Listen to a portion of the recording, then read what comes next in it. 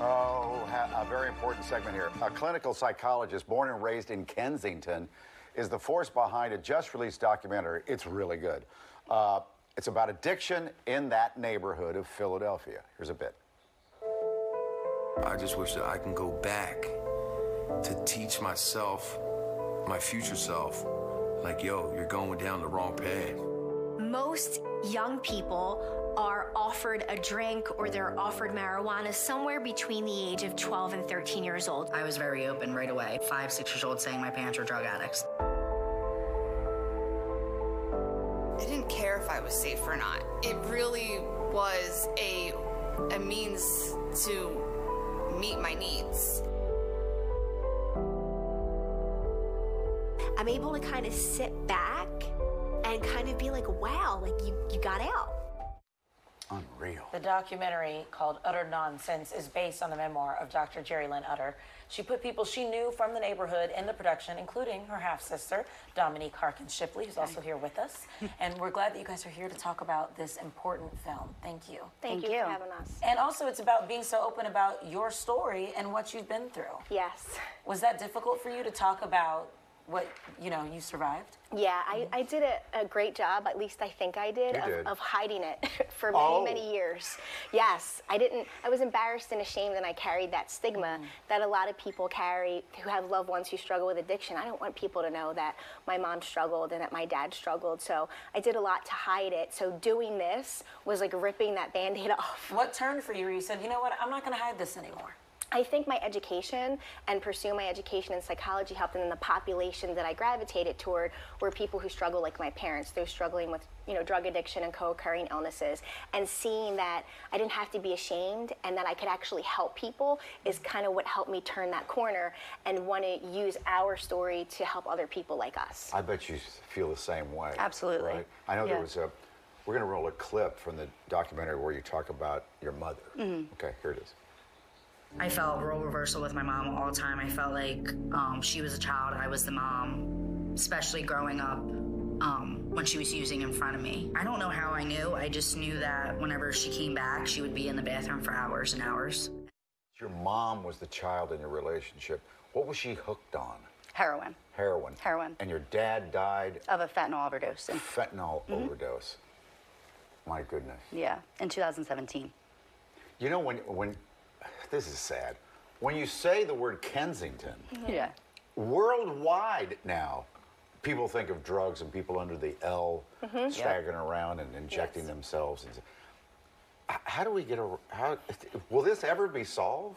That's a huge question, and I think it's a systemic issue. So people across all forms of treatment, you know, medical providers, mental health professionals, law enforcement, the criminal justice system, I feel like everybody kind of needs to have an all-hands-on-deck approach to kind of at least start, you know, to all go in the right direction. But it seems like we just ignore it in this city. Don't you think, Don? Yeah, I think like the stigma really has to get out there, because when the addicts feel so, what's the word, judged, they don't want to get help, I feel like.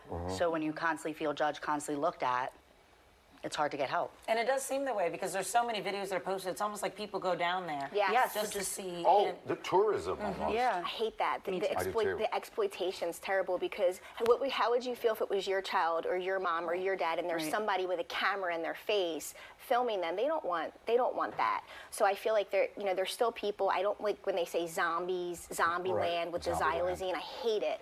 I think people they're humans, and they still need to be respected as humans and not put on blast like that or be exploited, because I think it's just terrible. It's weird, that one person that you interviewed said she wasn't concerned about her own safety. Yeah. Is that, if you're born and raised in Kensington, you become numb to it? I don't know. I would just say, I think for that person in the interview, it was more like you have everything you want in Kensington, the drugs, the freedom, you can do whatever. So that's why she felt like, I don't want to feel safe. Don't need to feel safe. That's what active addiction is. Yeah. You don't care about anybody or yourself, because in your brain, your compulsion is just to use. So that's kind of how it works.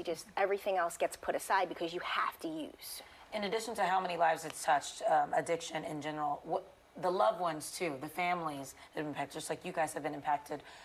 What would you say to them if they're going to watch this? What would you want them to take away from this? There's a great expression. You can't carry the burden or shoulder the burden of someone's addiction, just like you can't take credit for their recovery. So I think the main thing is to create boundaries. I don't know all the answers. We still have family members that struggle. And I'm not going to sit here and pretend like I do, even with all my education. But you have to do what works for you, but also understand that when they're ready to get help, if you want to support them, you can do that. But it's not your responsibility. They have to want it. But that's hard because you love them. It's so hard. It's literally like watching a car crash in slow motion over decades. Yeah. It's if you're born and raised there, it's so all around you. Did you ever what? use? I've experimented, but I have dealt with my own therapy and grown since then. And it didn't go any farther than that. Nope. There is one clip. I don't know if we have time. Can you roll that clip from Ms. Whalen? Yeah. Because you can get to the other side, right? Listen to this. I had been clean and sober for 2 years. Carl got out of jail, and he had told me that he didn't want to be away from her ever again like that, and he was gone for almost a year, and that was going to be his reason for getting clean and sober, just like mine was. He was clean for a year, used once, and that one time killed him. God. That's it. That always makes me cry. Wow. Yeah. Yeah, because that's all it takes. He spent all that time in recovery, and then his tolerance dropped, and he went out and used during the age of fentanyl, and it was that one time that took his life. How can we see that documentary?